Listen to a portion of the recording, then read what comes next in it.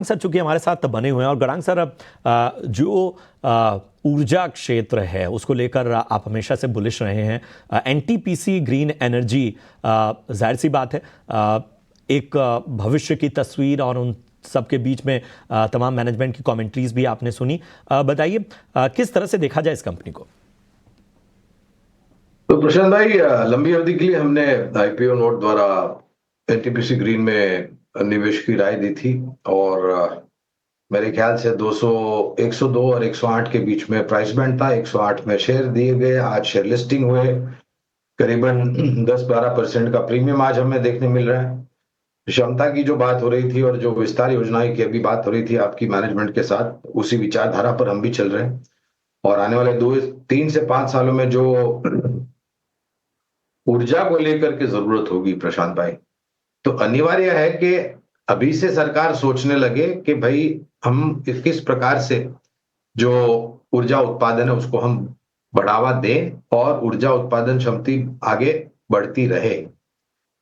इसी सोच और विचारधारा पर हमें ऊर्जा उत्पादन, ऊर्जा वितरीकरण और ऊर्जा उपकरण, ये तीनों ही क्षेत्र जो ऊर्जा से जुड़े हुए हैं वो अच्छे लगते हैं। तो अगर आपका लंबी अवधि का नजरिया है एनटीपीसी ग्रीन में, तो बने रहे। के नज़रिए के साथ यहाँ पर बने रहने की सलाह गौरांग जी की तरफ से आती हुई। कुछ और भी स्टॉक्स जो हमारे दर्शकों ने यूट्यूब पर हमसे जानने चाहे हैं, उस पर एक बार फोकस करते हैं। हमारे एक दर्शक हैं, हालांकि उन्होंने नाम अपना नहीं बताया है, वो भेल पे राय जानना चाहते हैं और उनका साफ तौर पे कहना है कि ख़रीदारी के मौके भेल में वो देख रहे हैं, तो क्या करना चाहिए। बताएं गौरांग सर, क्या बीएचईएल यानी भेल में खरीदारी का मौका बन सकता है। भाई, अगर आप नतीजों की तुलना करें, अगर आप बुनियादी तर्क के आधार पर बात करते हैं और नतीजों की तुलना करें, तो नतीजों में बहुत निराशा थी। और सरकारी कंपनियों में जिस प्रकार से बिकवाली हावी हुई और बाजार में जिस तरीके से करेक्शन आया, यहाँ पर भी हमने वैसा ही रुझान देखा।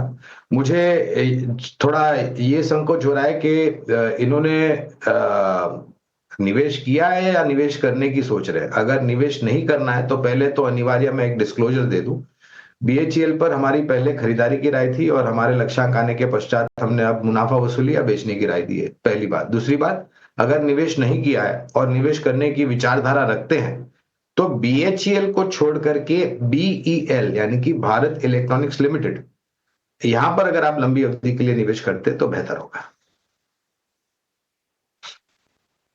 बिल्कुल, तो ये है राय गौरांग जी की तरफ से। इसी के साथ हमें व्हाट्सएप पर एक सवाल